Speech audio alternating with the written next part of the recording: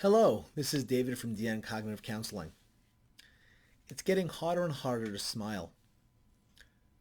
Besides the fact that we're living through a pandemic, at the same time now, we're having more and more riots taking place all over cities across America. What happened to George Floyd was absolutely horrific. And for people that want to protest, absolutely. But we're way past just protest. We have other people now who are becoming victims. Businesses, people being assaulted, news people being attacked, all in the name of injustice. When we rationalize and say, well, one way to fight injustice is to be as create as much injustice, that does not work. When you bring fire to something and you go, you know how I'm going to deal with the fire? I'm going to bring more fire. That doesn't put out the fire. The only thing that puts out fire is water. We want to calm down the flames, not increase them, not cause a situation where we're causing more problems and more hurt. We are dealing now in a society where people feel that it is their right, because of anger, to do whatever they want. Everybody has a right to anger. Everybody has a right to feel angry. That does not give you the right to do anything that you want. You don't have the right to take women on the streets and beat them. You don't have the right to just break things at will, set places ablaze and on fire. You don't have the right to keep hurting everybody around you, because it doesn't dull anybody's pain. It only increases more pain. It creates a situation where now more people have been killed because people have gone out to defend their businesses and defend with the things they built, and then it leads to more death. Violence begets violence. I think it's important to recognize that we are entitled to the feelings. We are entitled to anger. We are entitled to express it in healthy ways. Just think about this. Well, most people are parents. I mean, not everybody, but most. And your child gets angry about what you do. Does that give him the right to burn down the house? Would you want your child or your brother or your sister to start hurting your sister because they're angry at your mother? But that's what's going on here. There are people who are guilty of a crime. There are many people that have suffered at the hands of other people that deserve to be made public, that they deserve to be put in jail, that they deserve to be made reports about. There are ways to deal with things in a way that actually gets things done. I've heard a lot of pundits say all the protesters are angry, but they don't have a reason why or what they want. I can tell you things they should want. There should be a moratorium that any prisoner ever saying they have difficulty breathing needs to get immediate medical attention. It should be a standard across every single police department in the United States. It shouldn't be a situation anymore where somebody goes, I can't breathe, and you go, well, we're just going to ignore you. It's not a big deal to be able to get medical attention to that person. EMS can be on the scene almost immediately. The problem is that there's nobody saying, how do we fix these issues to have less of these problems? In any situation, any hospital situation, when things don't go well, you look at a contingency management plan about how you change it. A corrective action plan, not a contingency management. A corrective action plan. And you say, why did this go wrong? And how do we make it right? How does this not happen again? And rioting does not do that. Protesting doesn't do it. But at least protesting tells people how you're feeling. And the more that you keep your protest directed to what you're feeling, the more it's heard. When you have a situation where you're standing up for what's bothering you and you peacefully tell people this is what's bothering us, you will get heard more. When you get violent and you riot, it loses the message. People stop talking about George Floyd, stop talking about the systematic racism. They stop talking about all that. And now they're talking about all these victims, all the problems they're causing with now businesses being destroyed. It's bad enough that a majority of these businesses were being hurt because of the pandemic. Now you have, on top of that, now physical destruction to the property. And people go, oh, they have insurance, you don't have to worry. Insurance does not cover normally the amount that you think it does. If anybody here ever had a fire in their house and things were ever destroyed, you know what you got back from your insurance company did not cover what you lost. It never does. It gives you back partial, but never full. And why people are now running around to get sneakers and running around to get alcohol and running around to destroy in the name of George Floyd is a farce. The nature of this is called opportunism.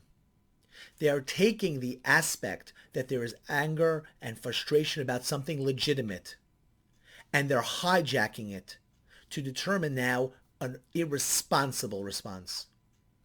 And the biggest problem is the politicians whose job it is to protect their constituents are not doing that at all. And that's coming about from another psychological process called guilt. Many people have a lot of guilt about what happened because they know that these things have gone on and they've not corrected them. They've not made the right choices. So it's sort of like, well, I deserve this to a certain degree, so I'm going to allow this to happen. And every time that type of guilt gets laid on and the person feels that way, the politicians then don't look at the innocent victims who died. Many years ago, near where I'm around, there was called the Crown Heights riots. It was a horrible situation. And unlike this, it was not as clear-cut. It wasn't a clear-cut issue about a bunch of different factors that were involved. And it exploded. And people were murdered because of those riots. And the mayor at that time decided to sit back and just let it go. And death occurs because of that. It is the responsibility of the politicians to say it's enough. And I'm not talking about protests. The protests should continue. The voices should be heard. But the rioting, not 1 second of it should be allowed. And they have the capacity to stop it. They have the ability to actually put an end to it. But they choose not to because of collective guilt. And because of collective guilt, individuals who did nothing wrong, who are innocent victims, are now suffering. The videos are heartbreaking.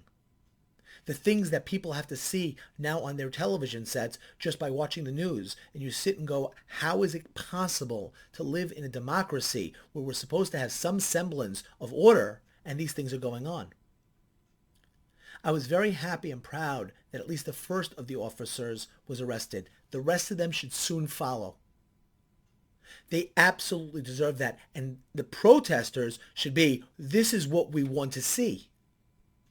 All arrested. But the nature by which the rioting is going on and who's being attacked and the individuals and the property being destroyed has nothing to do with this. I just had recently one of people I work with point out, saying to me that they're very, very upset. The person happens to be Jewish and saying, I don't understand this. Mayor de Blasio just blasted Jews across the board. Not this event, he said Jews in general. And he was taken to task in the media for it. And he stated that this is this dangerous thing called coronavirus that can kill everybody. Therefore, this event that took place where there was a funeral and people were gathered and they were walking along, but they weren't socially distancing, was unacceptable. And he made verbal threats against the community and stated what he was going to do if they continued such behavior. Yet it's a few weeks later. Now there are protests going on with rioting, no social distancing, and not a word. No community being called out. Nobody's talking about the virus killing anybody and the spike and what's going to happen next because people are rioting in the streets and going to cause the virus to increase. And the truth is, it may, and very well may, that we might get a spike because of it. But not a word. And he said, as being targeted, which he believed was an anti-Semitic attack, because he wasn't a Jew who was out in that community, nor was he a part of that community. And he, by the way, thought it was wrong as well. But the idea of broad brushing Jews with the title, as they're all the same, and now doesn't hear a word about this a few weeks later with the same lockdown and the same restrictions. Suddenly now, you can't do this anymore. We're not worried about this anymore. And what was interesting is, when that was said by Mayor de Blasio, this person said exactly the same thing to me at that point. He goes, if any other ethnic group would have done that, they would never say a word about it. And sadly, he was right. As we're sitting now here watching destruction and chaos during a pandemic, putting more people at risk, even without the rioting, and now not a word is being said.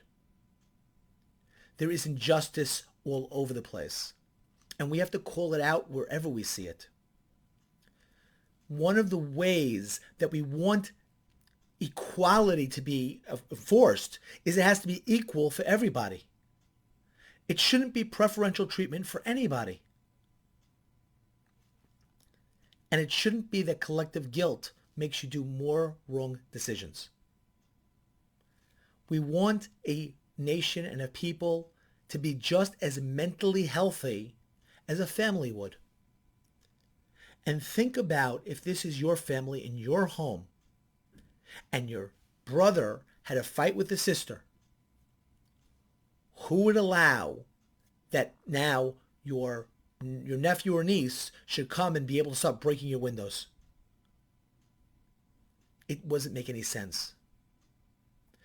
The problem is we still have the us versus them mentality. There is always this concept. I'm just as outraged about George Floyd's death as it would be somebody in my family, because the reality is, if it could happen to him, it could happen to anybody. And to say that police aren't brutal to other people is just ignorance of the statistics of what actually happens. Police brutality is a reality. There was a man also in this similar neighborhood. It wasn't Crown Heights, but he was a mentally ill Jewish man. And he was wielding a hammer. And the police came and shot him. Dead. Now again, these are the gray areas. Were they right? Were they not right? Should they be? What level of this? This becomes very complex. But the issue is how things are applied and what are the rules and where those rules of engagement are need to be uniform so that people aren't saying, wait a minute, you did this now because of this person's color of their skin and you have a bias towards that person for that reason. This is why sentences that judges give also create this entire idea of bias. And they are. Because the judges go, wow, you've been in my courtroom 4 times. I'm blasting you. Or you come from a place that I've seen more crime. I'm blasting you. Well, you're only here the first time and your crime area is not as high. And I let you off with a much lighter sentence. which then creates this inequality, which shouldn't be. All people that get arrested for DWIs should have the same penalty. It should, unless you've done it multiple times, right? The amount of time should be the issue, not whether or not I'm black or white, whether I'm Hispanic or whether I'm Asian. That should make no difference at all. The fact remains that if the sentences were across the board equal for the same exact crime, people wouldn't feel there's an inequality in the system. But we use things like judge's discretion. We start looking at the motivation of the person because that makes it okay. I've said in a previous video, Viva Fry, who I intellectually very much respect, came up with an entire rationalization and justification that, in my opinion, was much worse in terms of describing Miss Amy Cooper in a way that pathologizes her as some mentally ill person, that if she ever went for another job anywhere else under that mindset, who would want this mentally unstable person? As opposed to the idea that there are systematic racist ideologies that float around like cancer that people sometimes don't even recognize. They don't even think about. And that recognition makes you go, wait a minute, I don't even realize this about myself. But I can learn and make better if I can be seeing it and put the shine light on it and go, wow, how could I have done such a thing? And by the way, therapy is an excellent place for that to take place, where a person has to recognize and see their own bias, their own ideology, the way they see things, not as a means to punish, not to hurt, but to grow and make yourself better. There's nothing wrong with recognizing your own biases, your own stereotypical racist ideology. As this person also said, the idea is many, many times he's Jewish. He must be rich. It doesn't matter whether or not he sits on welfare or not. It doesn't make a difference if he has to collect food stamps. It doesn't make a difference he lives in an apartment building on Section 8. He's Jewish. He must be rich. That is a racist idea. If you see a Jew and you go rich, that's a problem. If you see somebody that's black and you go criminal, that's racist. The ideology that you pigeonhole people based upon where they are from or what color they are is the racist. Any group you do that to. Oh, you're Chinese? You must be great at math. Racist. Now, if you know statistically, people from China do better at math because it's pushed, but doesn't mean that every single person in China is an expert in math. And the idea that if you believe that and you treat them that way, that's racist. You don't identify individuals by a characteristic of a group. But we do that inherently, and that's a problem of racism. We need to learn to individualize people. I'll share this with you, and this person will probably not be happy that I shared it with you. Many years ago, I took on one of the people I worked with in basketball. And I'm not the tallest white person, and I don't jump high. And let's just say he was an African-American male, and we went on the basketball court, and I beat him a couple of times. And his statement was, he can't show himself in the hood anymore. And it was funny, and we all laughed it off and things of that nature. But the expectation is, because he was from the hood and black, he was going to beat me. And it just didn't happen that way. Now, this was many, many years ago. I was a lot younger and much faster and was able to take advantage of that fact. But that wasn't the point. The point was it was based upon a stereotype. What's funny is, till this day, we still laugh about this. Till this day. And it's a funny thing that bound us together in a sense, because it was playing off of a racial stereotype. And it's okay. It's okay to joke and to be okay with those types of things, to be able to play in good-hearted natured fun. What's not okay is the systematic labeling of people and hurting them.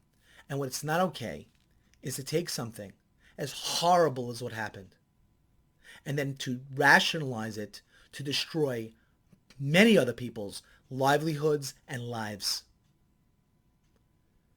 It's hard for me to say this, but if you like this video, hit like. If there's anything I said in this video that you disagree with, please, I'd love to hear your comments below. And you'll always see I do respond. What I find is funny is how many times I respond to somebody and then bring something with evidence, and then all of a sudden you don't hear from them again.